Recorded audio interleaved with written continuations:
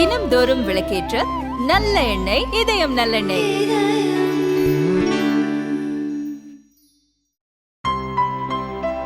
இனிமே கண்ணை மூடிட்டு கடலை எண்ணெய் வாங்கலாம். ஏன்னா மந்த்ரா கடலை எண்ணெய் இதயத்தின் தயாரிப்பு. திருச்சி லால்குடி அருகே கொன்னைக்குடி கிராமத்தில் ரேஷன் கடை உள்ளது. இங்கே 500க்கும் மேற்பட்ட குடும்பங்களுக்கு ரேஷன் பொருள் வழங்கப்படுகிறது. 6 மாதங்களுக்கு முன் கட்டப்பட்ட புதிய கட்டடத்தில் ரேஷன் கடை செயல்பட்டு வருகிறது. கட்டி ஒரு சில மாதங்களே ஆன நிலையில் சிறுமழை பெய்தாலே கடைக்குள் தண்ணீர் உள்ளே கசிகிறது.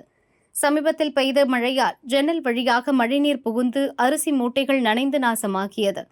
ரேஷன் ஊழியர் மழைநீரில் நனைந்த அரிசி மூட்டைகளை பிரித்து அதனை தரையில் கொட்டி காய வைத்தார்.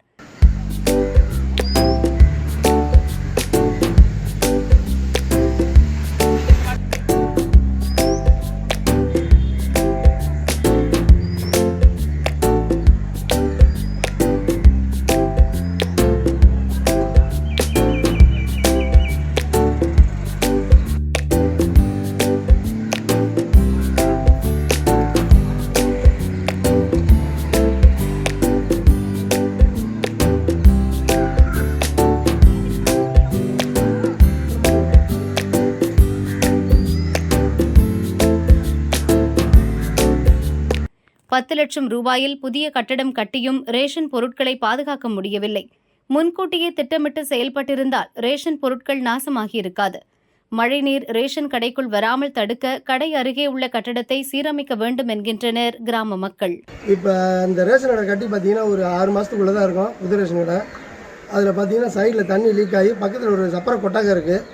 அதுக்குள்ளேருந்து சரியான பராமரிப்பு இல்லாதனால அதுலேருந்து தண்ணி வலிஞ்சு அந்த ஜன்னல் வழியாக உள்ளே பார்த்தீங்கன்னா ஒரு 10 மூட்டை அரிசி வீணாகிருக்கு. இந்த காய வச்சுருக்கு பாருங்கள். அது இல்லாமல் பார்த்தீங்கன்னா பருப்பு சர்க்கரை எல்லாமே தண்ணி உள்ளே அந்த சைடு தண்ணி இந்த சைடு வலிஞ்சிருச்சு. சரியான பராமரிப்பு இல்லாதனால இந்த ரேஷன் கடை அப்படி இருக்குது.